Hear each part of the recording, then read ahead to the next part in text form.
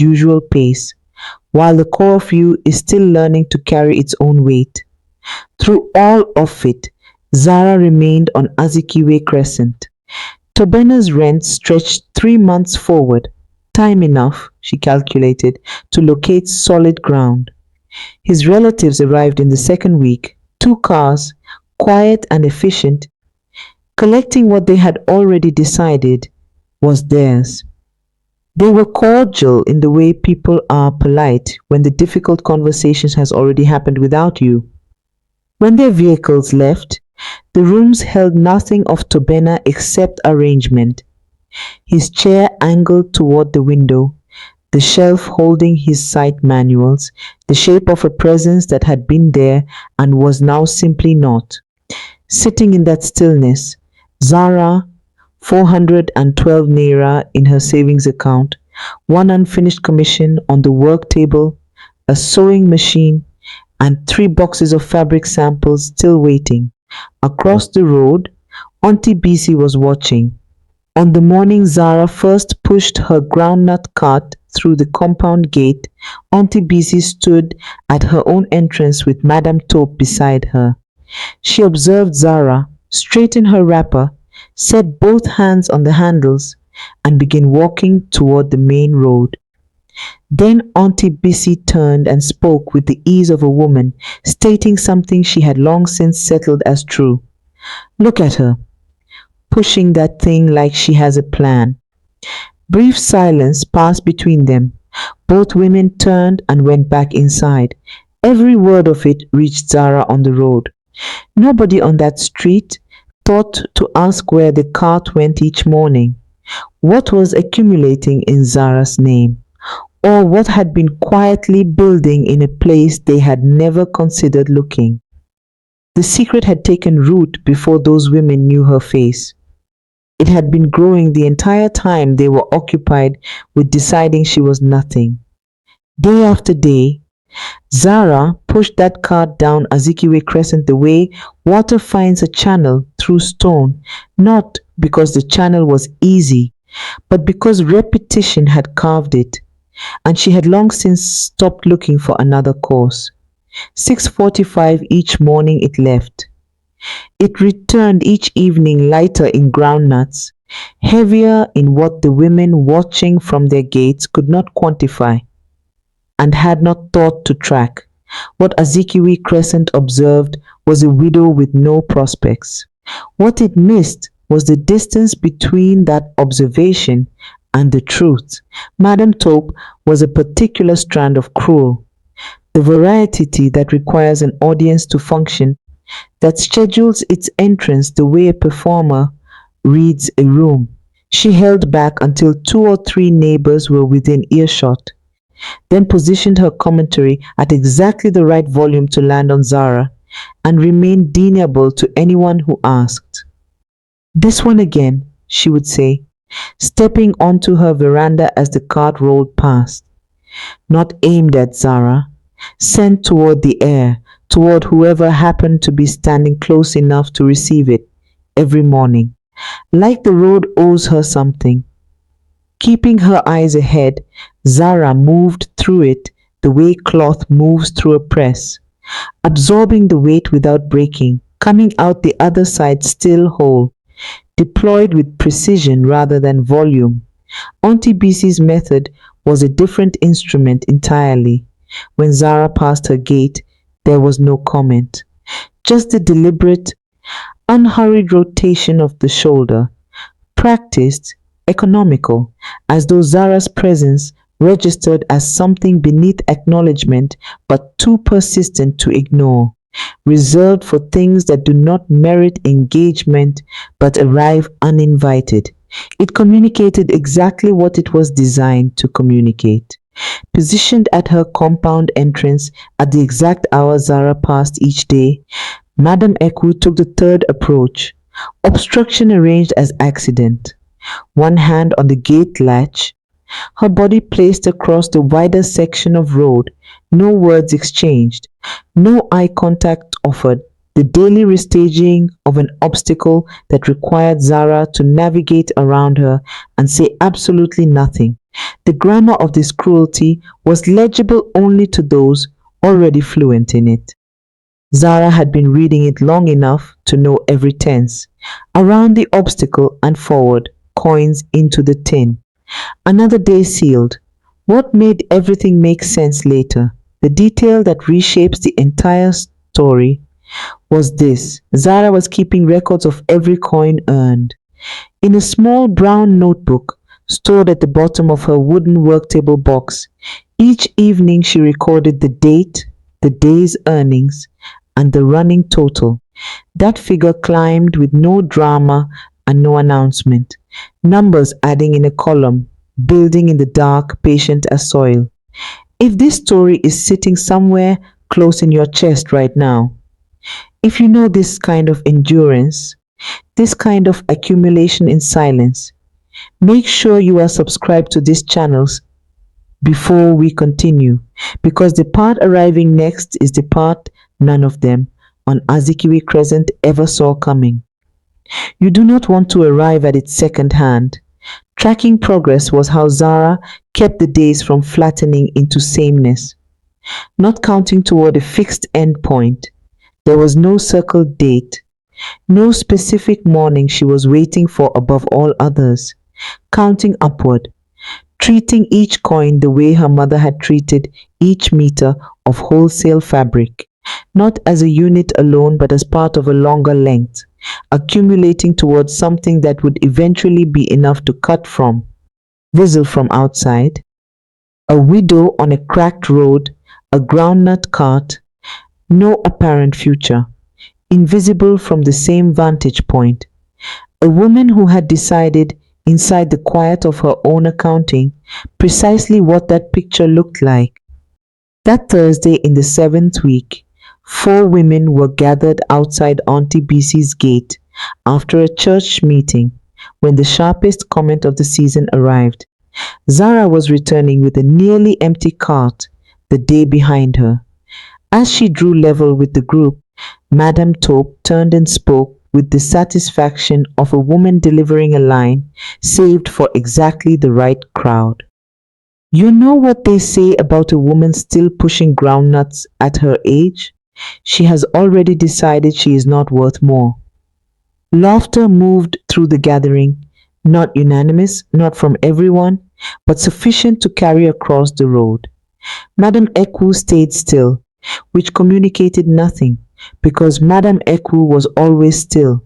The sound settled on Zara's skin the way dust does, arriving steadily, coating everything it touches, changing nothing about the substance beneath. Zara stopped, turned her head, held the gaze across the road for 3 full seconds, not with distress, not with rage, with something far harder to interpret than either. Then she faced forward and continued home. Opening the brown notebook that evening, she recorded the date, the amount, the total, placed it back in the box, and sat at the work table. The stillness around her was not absence. It was the particular quiet of a woman with somewhere specific to be, and the discipline to keep moving. Whatever was accumulating inside that notebook answered to no schedule the women of Azikiwe Crescent controlled. They were watching a widow with a cart and no visible plan. They were not watching the gap closing between Zara and everything she had been building toward. And that gap, narrowing by a column of numbers every single evening, was the only figure on that street worth measuring. 7 months into Zara's daily route, Azikiwe Crescent had grown so accustomed to her presence that it had stopped registering her as a disruption and begun treating her as furniture, the kind no one moves but no one particularly values. The cart, the wrapper, the 6:45 departure. Routine had placed her at the edge of notice in a way that suited Zara entirely, because peripheral women with brown notebooks are rarely studied closely enough to be understood. Discovering the box was not something Auntie Bissy had planned.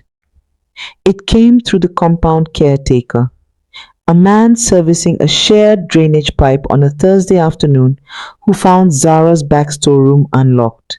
He said nothing directly to Auntie BC. He mentioned it to his companion in passing. She, understanding exactly how information moves on Azikiwe Crescent, delivered it to Madame Taupe before evening. Below the fabric samples, the measuring tape, and the water-damaged notebook in that storeroom box lay a separate cloth pouch.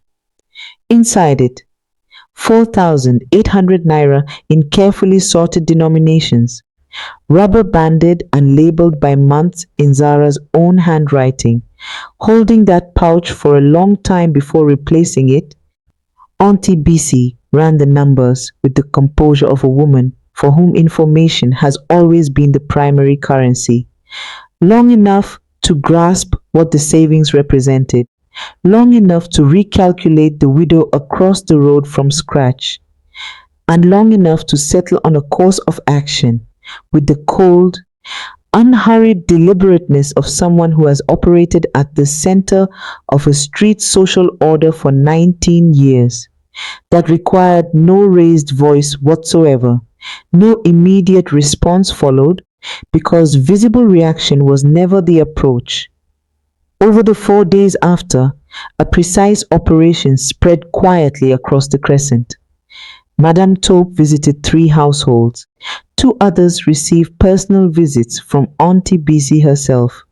At each gate the message arrived shaped differently, but its core held constant. A woman with savings of that size, accumulated in secrecy, had no business trading on the goodwill of a decent residential address. She was exploiting their tolerance, and there was a question, not an accusation. That distinction was carefully maintained about where money of that significance had originated, given Zara's absence of formal employment or any income beyond a groundnut cart. Doubt was the instrument, not evidence. Questions spread in ways accusations cannot, attaching themselves to a name until that person and the suspicion grow indistinguishable. By the 4th evening, the Crescent had charged Zara with nothing formally. It had simply begun to wonder, and on a street where reputation functions as currency, that wandering carries weight sufficient to destabilize everything beneath it. Gathered in the compound on the 5th morning, the assembled women looked nothing like a tribunal and performed exactly as one. 6 near the entrance, Auntie BC at the front, Madame Taupe at her shoulder, Madame Echo present at the back as a witness rather than participant. When Zara arrived with her cart at 6:45, she assessed the arrangement within seconds. 3 steps through the gate, and she understood its purpose entirely. Speaking first, measured, composed, Auntie BC used the tone of a woman delivering a verdict she has already determined to be reasonable. We have decided that this cart and this kind of trading is not appropriate for a street like this one. You are bringing a certain element that does not belong here. The residents have agreed. With the energy of someone who has been waiting for permission, Madame Taupe stepped forward and supplied the rest. Go sell your rubbish somewhere else. We have tolerated enough. Not one woman in the group contradicted her. Madame Echo studied the ground. 2 others found reasons to examine the middle distance. Auntie Busy held Zara's gaze with the composed certainty of someone who has already decided the outcome and requires only compliance, studying each face in turn, deliberate, unhurried, the way you commit something to memory you intend to keep. Zara said nothing. Then she turned the cart around and pushed it back through the gate. She walked down the road in silence. No backward glance, no visible collapse of the kind the assembled women had positioned themselves to witness. 2 streets from the crescent, she stopped, leaned the cart against a compound wall, and retrieved her mobile from the fold of her wrapper. The call lasted 4 minutes, placed in the quiet, even cadence of someone confirming an arrangement rather than initiating a distress signal. When it ended, she stood with the handset at her side, looking at an unidentifiable point in the middle distance. A quality had settled across her expression. Not the devastation Azikiwe Crescent had intended to deposit there, but something far harder to interpret. To anyone reading it with the right attention, it resembled the composure of a woman whose plan has just advanced to its next stage. 4 more years would pass before the Crescent understood who had been on the receiving end of that call, and what precisely had already been building long before the morning Auntie Bissy decided the time had arrived to act. The road Zara relocated to was called Abba Street, narrower than Azikiwe Crescent by half, dustier, occupied during trading hours by two mechanics, a provision store, and a loose arrangement of cart traders who greeted her with the wordless nod of a people who have learned not to ask how others arrived at where they are. The new schedule held. The income did not match it. Without the Crescent's foot traffic, earnings fell by more than half in the first week. By the second, Zara had tightened her buying, smaller batches, nothing surplus, every purchase calculated against what this street could absorb. The brown notebook received its nightly entries. The running total kept building, but it built the way a plant builds in poor soil, technically alive, visibly slower, demanding a patience the season seemed reluctant to supply. Reduced deposits meant a longer horizon to the figure she was building toward.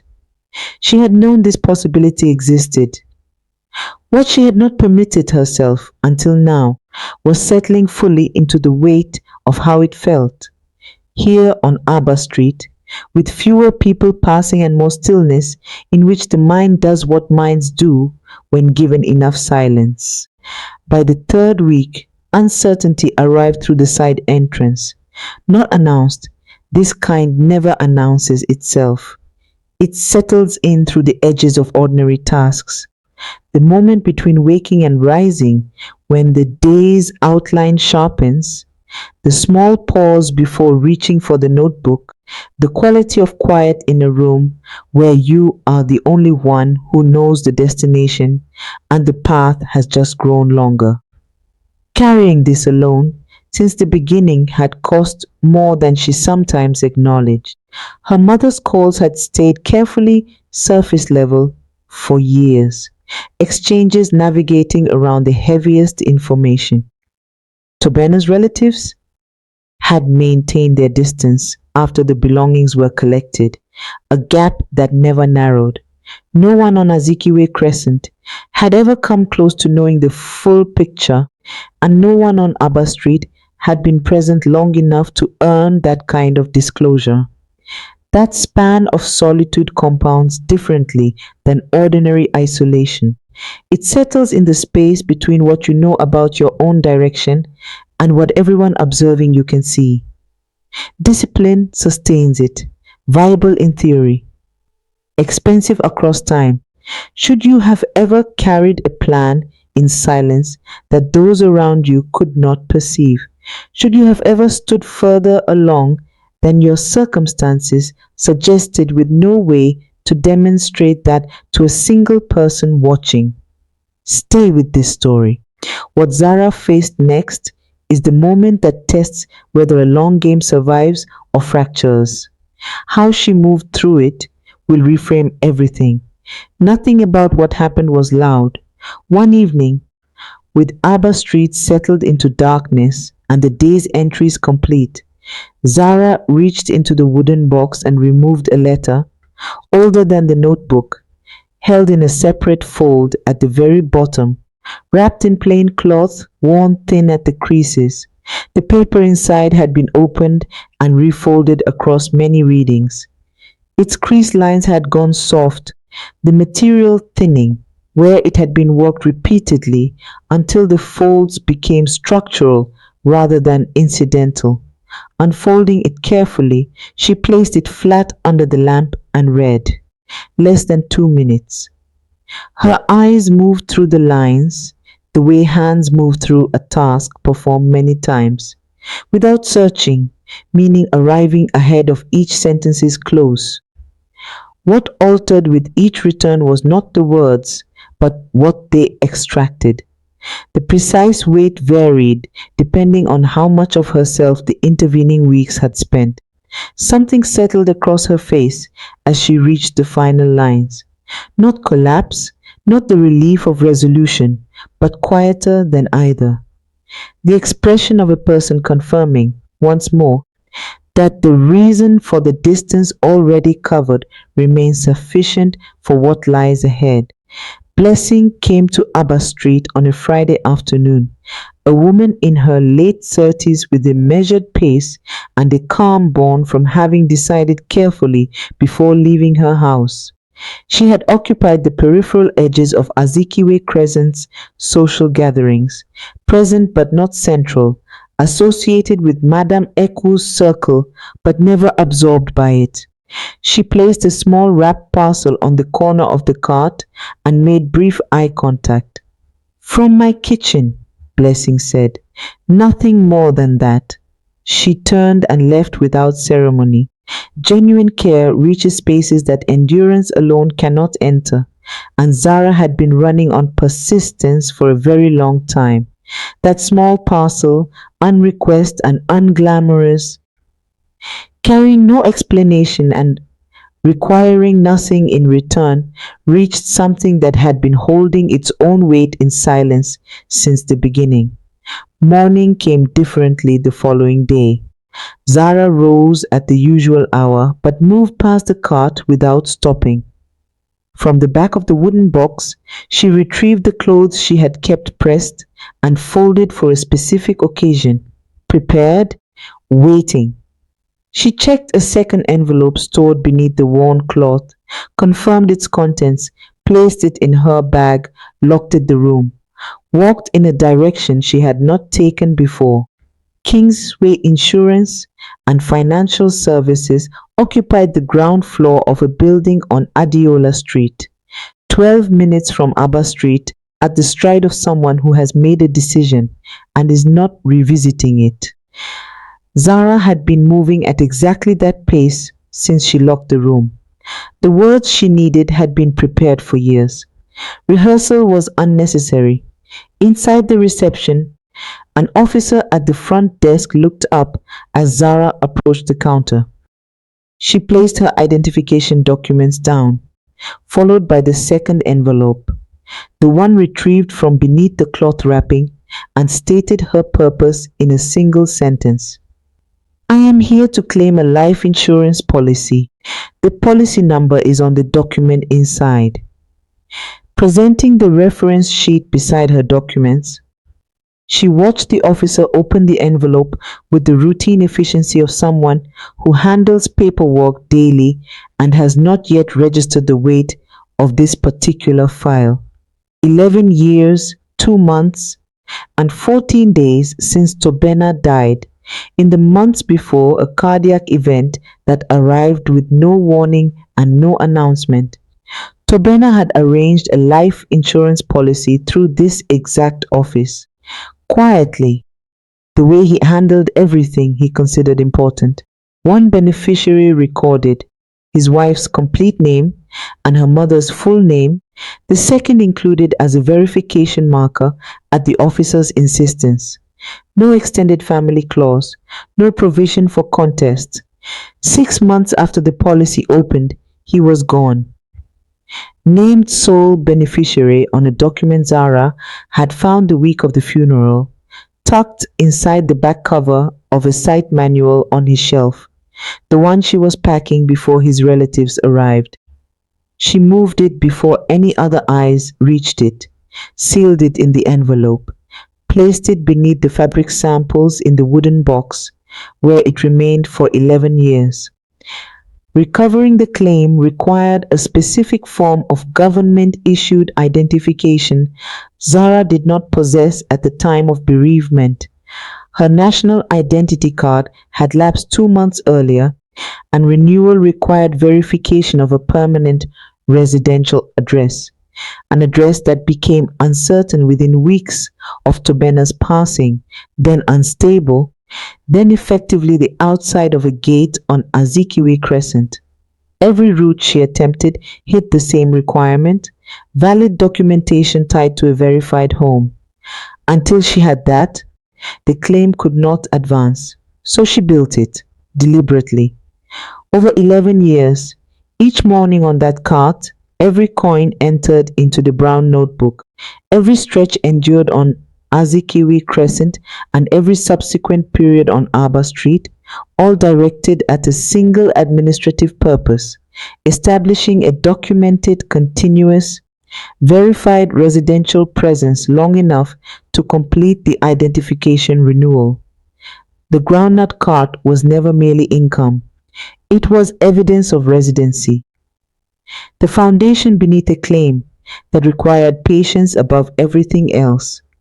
Reaching the figure on the policy document, the officer across the counter paused, looked up briefly, returned to the page, accruing interest, 7 figures of it, in a held account unclaimed for over a decade. Standard verification would take 3 weeks, the officer explained. Nothing contentious, documentation clear, beneficiary identification unambiguous, and the policy intact, because Tobena had paid the full premium upfront on the day he signed it. Zara read each form before signing, asked 2 clarifying questions, both answered without complication. When the paperwork was finished, she thanked the officer and walked back through the glass door. Standing on Adiola Street in the afternoon heat, she allowed the moment to settle at its own speed. Not triumph. Triumph is a performance, and this required none. Not the dramatic reversal that Auntie Bc's version of events would have needed for its story to make sense. Just the particular stillness of a person who has been carrying a weight so long that its beginning to lift does not arrive as lightness straight away. It arrives as the body remembering what standing without extra load actually requires. Back on Azikiwe Crescent, nobody knew yet. Auntie Bc sat in her good chair at that hour, in that house, entirely unaware of what had just been signed 3 streets away. Madame Taupe occupied her veranda. Madame Ekwu moved through her evening quietly, with no awareness that on a Wednesday afternoon in an office smelling of paper and cool air, the entire structure they had built against Zara had just been made irrelevant. 3 weeks after that appointment, contractors arrived at the empty plot of land directly adjacent to Azikiwe Crescent, bearing plans, carrying equipment, and driving a truck marked with the name of a registered construction company whose sole director, listed clearly on the incorporation papers at the Federal Registry, was Zara. Word travels on Azikiwe Crescent faster than construction equipment. By the second morning after the contractors arrived, every household along the road had been to its window at least once, watching the ground being cleared, the survey pegs going in, the yellow and black tape marking boundaries that had not existed the previous week. The name on the truck meant nothing anyone could place. Nobody thought to search it immediately. Concrete poured on the 4th day, steel reinforcement on the 6th, and by the end of the 2nd week, a foundation had been laid across a plot that the Crescent had considered vacant for as long as anyone could remember, empty, available, and apparently belonging to no one in particular. From behind the gauze curtain of her front window, Auntie Bc observed the activity with the expression of a woman working very hard to remain composed. 19 years of social standing on this street had depended partly on knowing what was happening before others did. Here, she had nothing. No information had reached her. When she finally sent the caretaker to make enquiries at the site, the documents were not available for public review. People discussed it the way others discussed things that unsettled them, in fragments, in doorways, in lowered voices at the provision store. Rumor moved ahead of fact, as it always does. A developer from Lagos, a government project, a church later, when the registered owner's name surfaced, posted at the site entrance as required by planning regulations.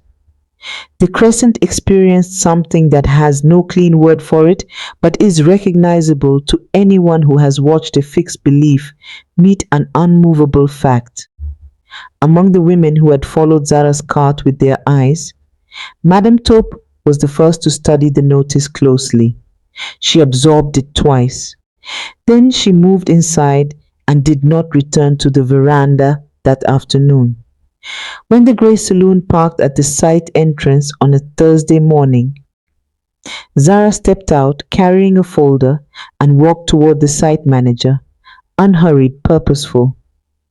The stride of someone who has arrived at a place that belongs to her, plot by plot across nearly a decade, paid through a land acquisition company registered in her mother's district. While she pushed that cart, the ground had always been hers. The documentation simply confirmed what the Crescent was only now beginning to understand. All three were at their gates. Auntie Bissy at hers, Madame Taupe at hers, Madame Eku holding the latch in the old familiar way. The difference was that the obstacle arranged against Zaza was no longer a cart on a road. Now it was open ground already broken, already spoken for, already irrevocably belonging to someone they had dismissed as nothing. Neither of them called out. Zara moved across the site without a glance in their direction. No confrontation prepared, no speech rehearsed, no need for either. What she carried onto that ground was 11 years of verified residency, a signed insurance claim, a land portfolio assembled while the Crescent slept, and the composure of a woman who had understood long before anyone else did that the most powerful structure she could build was the one they could never see her building. Silence had not been her weakness, it had been her architecture. Earlier that morning, Blessing had arrived at the site entrance with a flask of tea and taken her position near the gate. She watched Zara cross the open ground and recognized in her walk the particular ease of a person finally occupying the space they always intended to reach. No drama arrived with it, just arrival, just the earth receiving the weight it had always been meant to carry. Some people mistake your silence for weakness. They never see you coming. As for the groundnut cart, it still exists, held in the corner of a room in the first completed structure on the plot, not as a monument but as a marker, the precise distance between where a person begins and where their patience eventually places them. Zara preserved it because she understood that where you come from and where you are going are not always in conflict. Sometimes the cart is the very reason you arrive. This is what 11 years of silence looks like when it finally speaks. A construction site, a signed claim, a woman walking across land she bought one coin at a time while the whole street was busy writing her off. Now you know what Zara was carrying. Now you understand why she never answered them. Pass this story to one woman who is building in silence right now, who is being underestimated, dismissed, or told her patience is going nowhere. Tell her it is going exactly where she intended. Silent rise stories. We do not just tell stories, we return women to themselves.